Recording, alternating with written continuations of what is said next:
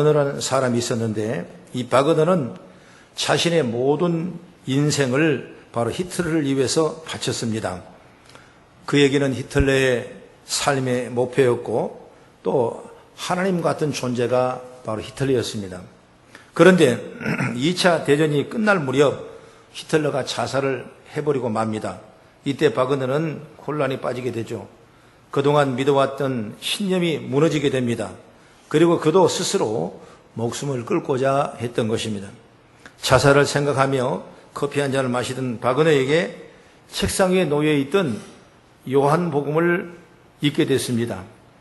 책장 한 장 한 장을 넘기던 바그너는 요한복음의 생명을 깨닫게 되고 복음을 알게 되고 그 안에 하나님을 영접하는 지혜를 얻게 되는 것이죠. 그리고 이제는 히틀러의 경원으로 살았던 때의 삶과는 정반대의 삶을 살아가는 위대한 변화 역사가 일어난 걸 볼 수가 있는 것이죠. 마치 사람들은 영원한 것들을 찾습니다.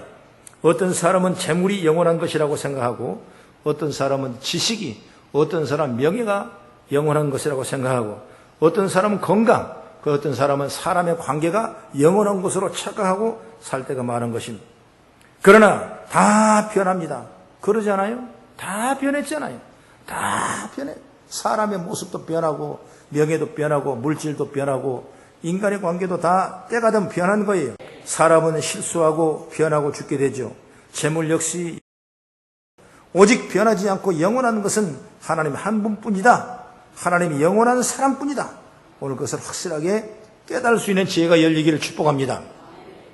오늘 읽었던 본문의 전후좌우를 배경을 살펴보면 하나님께서는 아브라함을 창세기 12장에 내가 너를 본토 친척 아비집을 떠나게 하고 내가 지시할 땅으로 가면은 큰 축복을 주실 것이라고 약속을 했지 않습니까?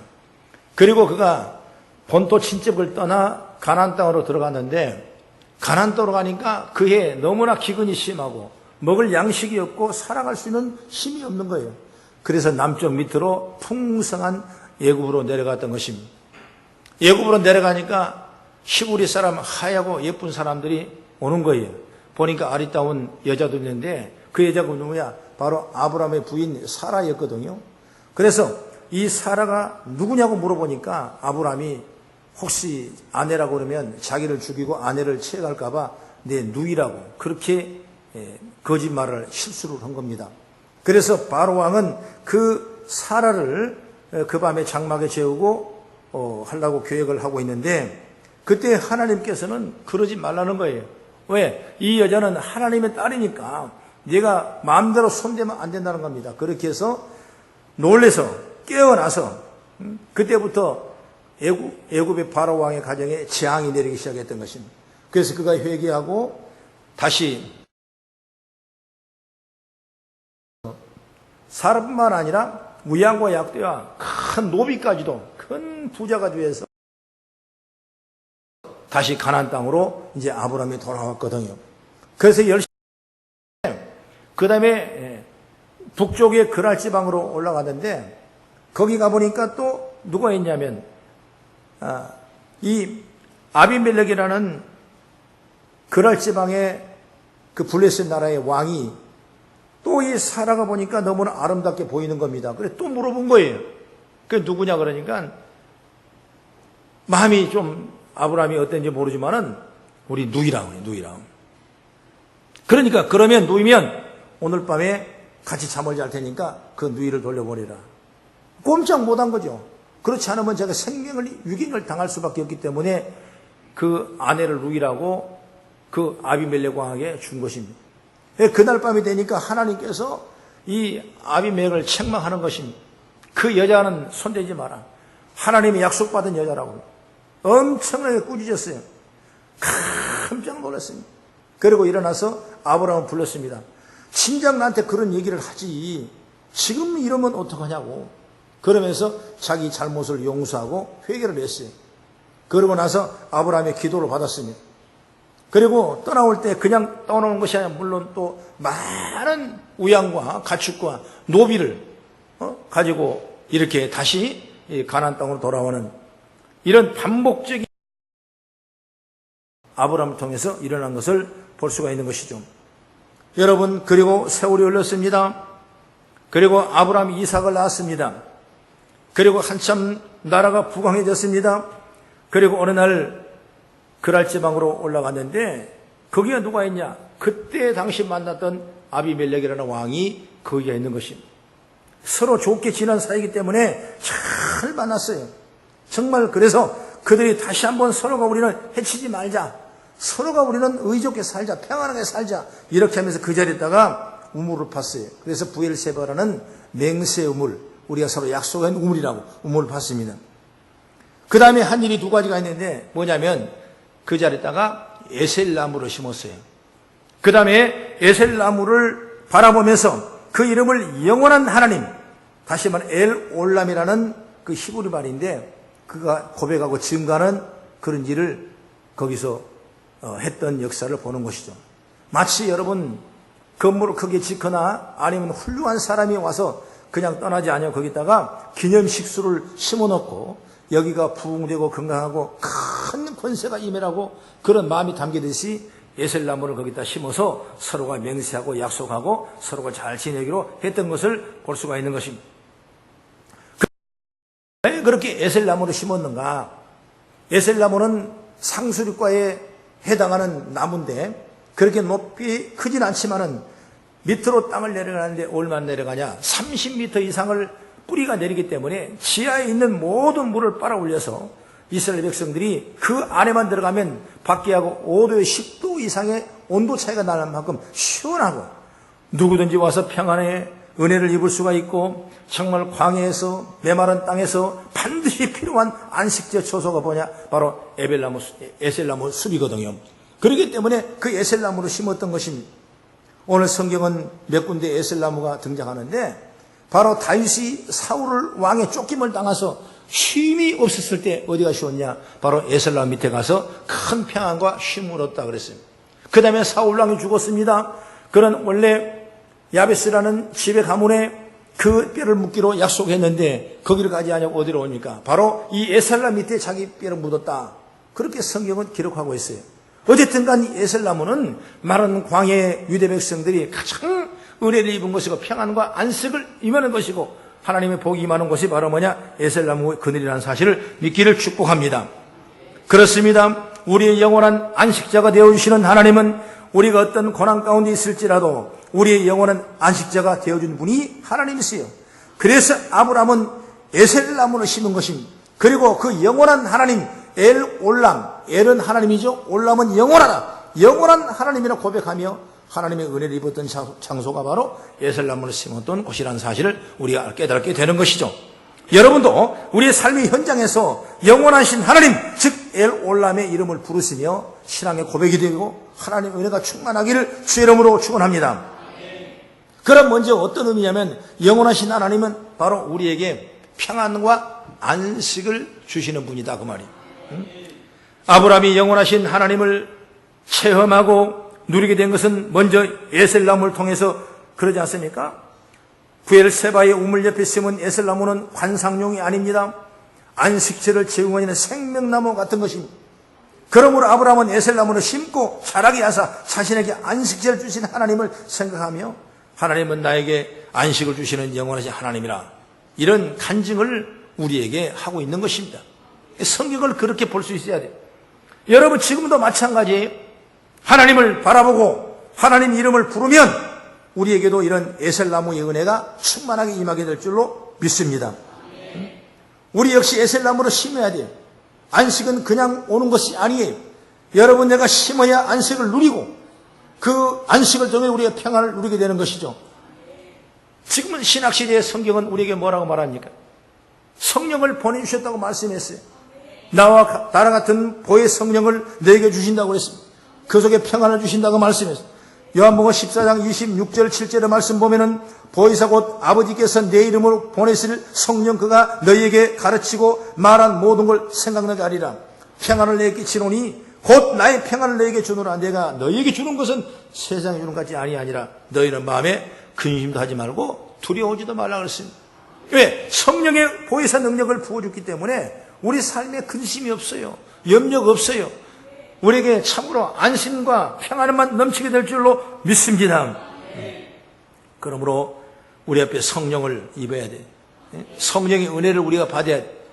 그래서 이 시대에 성령을 사모하고 인정하고 의지하고 모시드리면서 주님 오실 그날까지 성령을 의지하며 마음의 진정한 평안과 안식을 누려가는 아름다운 우리의 신앙의 모습이 되기를 주의 이름으로 축원합니다. 성령이 내 안에 역사하시면요, 우울하지도 않은 거예요. 성령이 내 안에 역사하면 절망과 낙심도 없는 거예요. 여러분 주어진 삶 속에서 열심과 특심으로 주의 뜻을 이루어가는 모습이 바로 성령이 역사할 때 그것이 가능한 줄로 믿습니다. 예레미야 29장 11절의 말씀 보면은 70년간 포로 생활을 해서 돌아왔던 그들이 성령은 이렇게 말합니다. 너희를 향한 나의 생각을 내가 하나니 평안이요 재앙이 아니라 너에게 미래와 희망을 주는 것이라. 나라가 망하고 포로 생활 중에 있는 이들에게 어떻게 해야 이 평안이 임한다는 것일까? 바로 성령을 받고 성령 안에 하나님을 잘 따르면 평안을 주신다는 거죠. 그래서 내 생각을 내가 하나니 평안이요 재앙이 아니라 너에게 미래와 희망을 주는 것이라. 주님은 우리를 근심하시고 염려하시고 낙심하기를 원하는 것이 아니라 그 속에 이겨내고 평안하기를 원하는 것 주님의 본심인 줄 믿으시기 바랍니다. 우리는 뭔가를 열심히 해도 그 일을 이루신 분은 하나님이라는 사실을 알아야 돼요. 여러분, 에셀나무를 100그루를 심어도 하나님의 평안을 주지 않으면 그 나무 아래는 안식을 누릴 수가 없잖아요. 그렇기 때문에 하나님 평안을 주시는 것은 바로 그 에셀나무를 통해 주신 것을 믿고 우리가 믿음으로 승리해 나가기를 바랍니다. 그러면 이 시대의 에셀나무는 뭐냐? 가정이에요, 가정. 가정이 평안하면, 가정이 안심하면, 안식이 되면 큰 은혜가 되는 거예요. 옛날 어른들마다 가화만세상이라는 말이 있지 않습니까? 여러분, 가정은 하나님이 세우신 축복의 바로 기관이에요. 그렇기 때문에 어쨌든 가정은 그 속에 행복이 있고 사랑이 있고 기쁨이 있고 소망이 넘쳐날 수 있어야 돼요. 많은 사람이 무슨 조건을 가지고 환경을 가지고 그 가정에 평안할 줄로 착각하는데 여러분 그렇지 않아요. 진정한 평안은 모든 환경을 초월할 수 있는 능력이 될 수가 있다 이것입니다. 그렇기 때문에 우리가 이런 가정을 만들기 위해서 내 생각나는 대로 내 아는 대로 화난 대로 하는 것이 아니라 가정을 에셀나무로 만들어가고 믿음으로 지켜나가는 그런 아름다운 모습이 이 시대에 우리가 필요하다 이거죠. 그 다음에 에셀나무는 여러분 교회라고 생각해. 교회도 마찬가지입니다.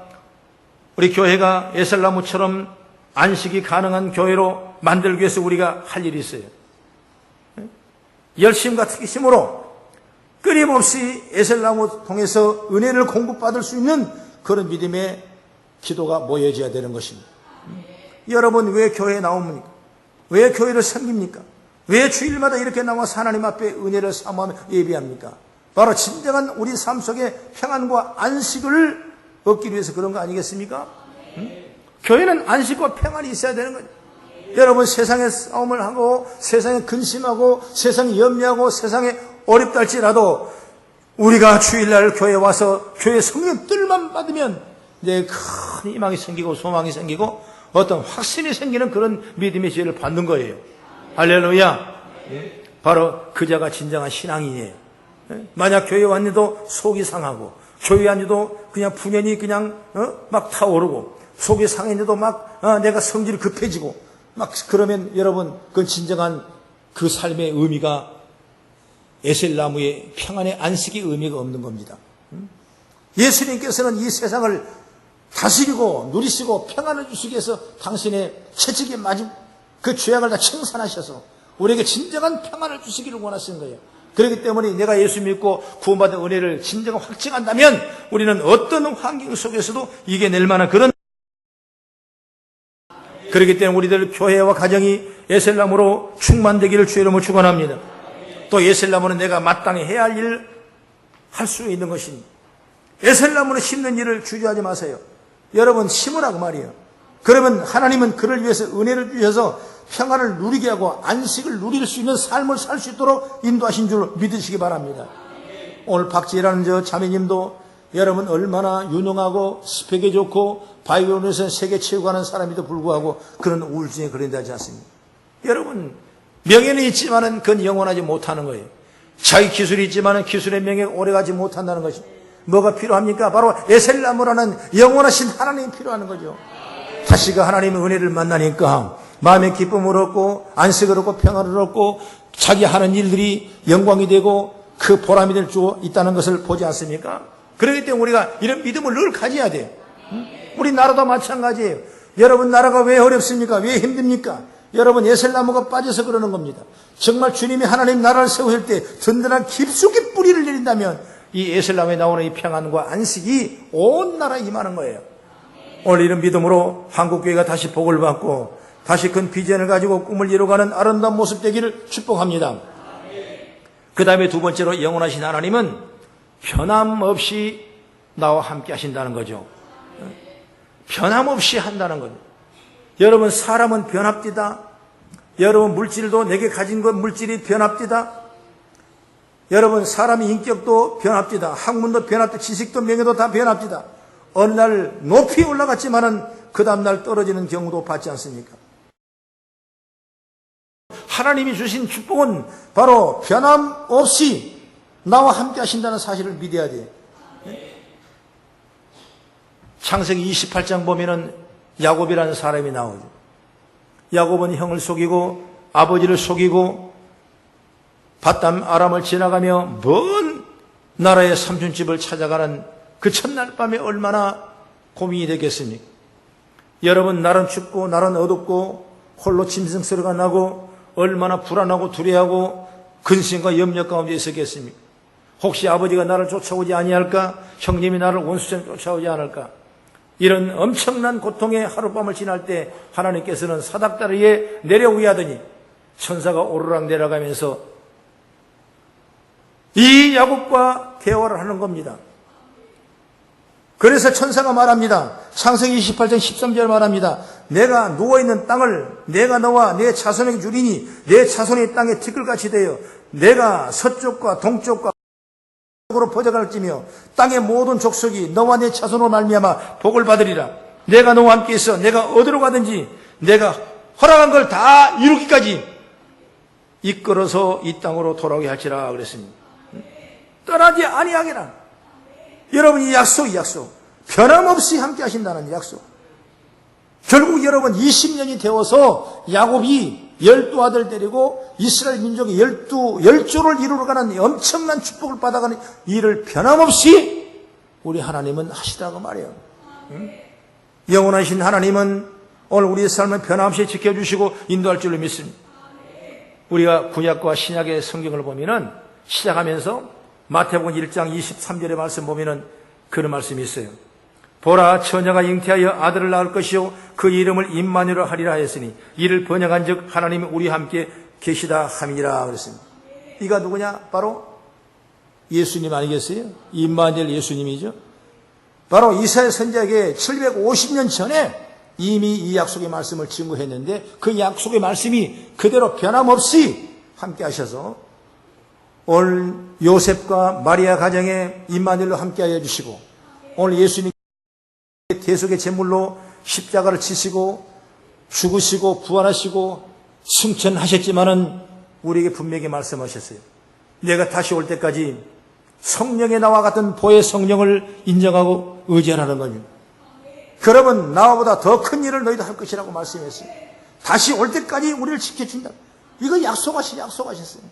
여러분 오늘 한때 믿고 한때 끝나는 것이 아니라 영원히 하나님이 우리와 함께 하신다는 그 약속을 우리가 믿고 나가기를 축복합니다. 할렐루야. 오늘 본문을 보세요. 아브라함이 그랄에 가서 아내를 누이의 동생이라고 그랬죠.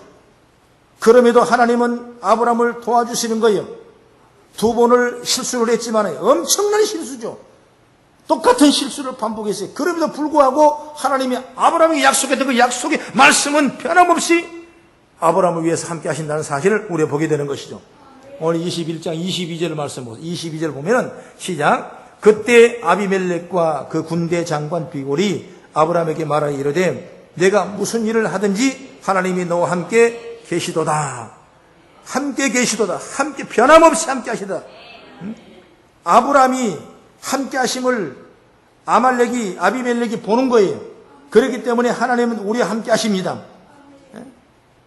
왜 우리와 함께 하신 건가? 왜 저와 여러분에게 함께 하실 것인가? 우리가 믿음으로 살아서 은혜와 복을 받아 누리게 하기 위해서죠. 저와 여러분이 죄 사함을 받고 죄를 해결하고 그리고 우리를 영원한 하나님의 자녀로 영생하도록 하나님의 자녀로 인침을 받도록 주님께서 변함없이 우리와 함께 하신다는 사실을 우리 믿으라고 말이에요. 엘 올람이라고 그랬어요. 오늘 영원하신 하나님이 바랍니다. 영원히 함께 하신다고 말이에요. 우리는 지금 잠깐 동안 우리 함께 하신 건 아니에요. 명예와 권력과 재물과 친구와 사람의 인간관계는 잠깐은 기분 좋게 잠깐 할 수 있지만은 여러분 그건 당연히 영원한 것은 뭐냐? 바로 하나님의 은혜예요. 여러분 이 믿음을 가지고 승리하기를 주의 이름으로 축복합니다. 그 다음에 세 번째 영원하신 하나님은 언제나 내가 믿을 수 있는 하나님이에요. 언제든지. 여러분 사람은 조건대로 믿읍디다. 내가 좋으면 잘 믿어지고 내가 좋으면 더 사랑해 줍디다. 이게 사람의 인간관계예요. 아무리 사랑하고 아무리 좋은 관계도 여러분 한계예요. 한계. 그러나 하나님은 그 한계를 초월하고 영원하신 하나님이 그 하나님을 내가 믿을 수 있는 하나님이 되라고 말이에요. 히브리서 11장의 말씀 보면은 다양한 사람의 믿음의 얘기가 나오죠. 여기서부터는 아벨에서 나오고 그 다음에 노아에 나오고 그 다음에 아브람, 이삭, 야곱, 모세 이 선진들의 그 믿음의 증거를 기록해 놓고 있지 않습니까? 그때 이 아브람을 보면 그렇지 않습니까? 히브리 11장 11절에 말합니다. 아브람은 시험을 받을 때 믿음으로 이삭을 드렸고 그가 하나님의 능히 이삭을 죽은 자 가운데서 살리신 줄을 독자 이삭을 번제물로 드리는데 그것을 하나님이 사실일 걸로 믿었다 이것입니다. 그 믿는 믿음 때문에 그를 의로 여기시고 하나님이 아브라함에게 축복을 하신 거예요. 그래서 바울도 말합니다. 갈라디아서 3장 6절에 말합니다. 아브라함이 하나님을 믿음에 그것을 그에게로 의로 정하였다 함과 같으니라고 그랬습니다. 뭘 보고 하나님이 아브라함을 축복하겠어요? 아브라함이 끄려면 실수를 하면서도 그가 하나님을 통해서 믿게 하고 다시 말해서 아브라함이 신앙이죠. 아브라함이 평생 내가 하나님을 믿어보니까 내가 실수하고 믿어보니까 내가 불러서 떠나왔고 그리고 가나안 땅에 들어갔고 실수를 여러 번 했지만은 내가 믿어보니까 그분은 믿을 만한 분이라는 것을 그가 인정한 거예요. 인정. 그렇기 때문에 하나님께서 독자 이삭을 모래산에 번제물로 드리라고 말씀해도 불구하고 그 믿음을 알기 때문에 하나님이 함께 하신다는 걸 생각하기 때문에 그 믿음의 결단을 통해서 여호와 이레의 축복이 임한 줄 믿으시기 바랍니다. 할렐루야. 그러니까 우리 하나님은 우리가 언제든지 영원히 믿을 하나님이야. 믿으시면 할렐루야. 여기 친구 믿다가 소원할 때가 있죠. 여러분 물질을 입다가 물질이 무너지면 낙심하게 되죠. 내가 명예에 올라갔는데 명예를 믿다가 명예 떨어지면 속상하죠. 여러분 세상은 다 조건 반사적이에요. 그러나 우리 아가페겐 하나님은 우리를 영원히 믿을 수 있는 사람이 할렐루야. 내가 어려워도 내가 힘들어도 내가 부족해도 내가 연약해도 주님은 나와 함께 하시기 때문에 내가 믿을 사람은 누구냐? 믿을 분은 누구냐? 바로 여호와 하나님이라 이거예요. 오늘 그 하나님을 아브라함이 믿은 것입니다. 여러분 신앙이 좋다면 뭡니까? 그 하나님 믿는 거예요. 여러분 그 하나님 믿으니까 세상은 좋게 보이지 않는 거예요. 세상은 별게 아니게 보여요. 세상 문제가 별거 아니에요. 여러분 더 큰 하나님의 은혜가 내게 있다는 사실을 믿고 나가니까 내 자녀이 얼마나 부유하고 넉넉한지 몰라요.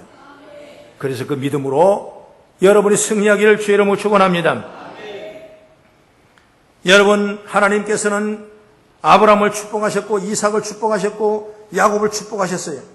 끊임없는 하나님의 약속을 주셔서 그를 다 살릴 줄 믿었습니다. 바로 이 아브라함의 신앙입니다. 아브라함 평생 하나님 믿다 보니까 좋으신 분이에요.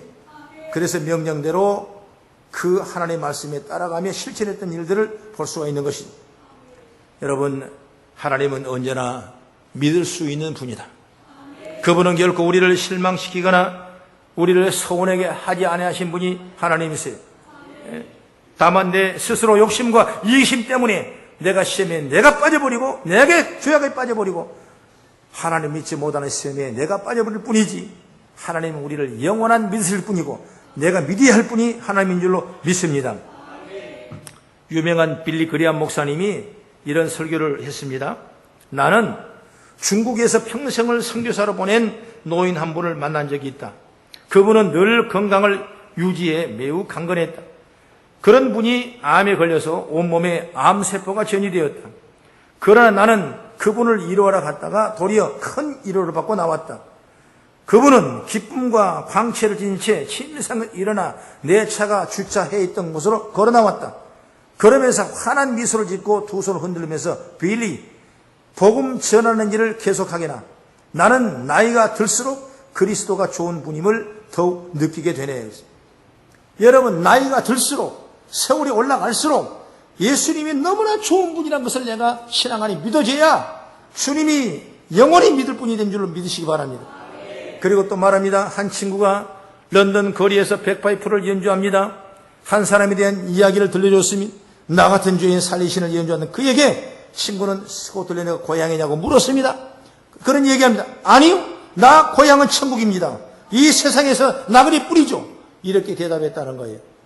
정말 우리가 믿을 분은 하나님이세요. 할렐루야. 우리는 영원한 천국을 사모하며 믿음으로 나아가기를 주의 이름으로 축원합니다. 그 영원하신 하나님, 영원한 하나님은 우리를 진정한 참된 평안과 안식을 주시지 않습니까? 그리고 변함없이 함께 하십니다. 내가 믿을 수 있는 하나님은 바로 그 영원한 하나님. 오늘 믿음의 결단과 그 다짐이, 그 고백이 오늘 저와 여러분 통해 일어나기를 주의 이름으로 축복합니다. 기도하겠습니다.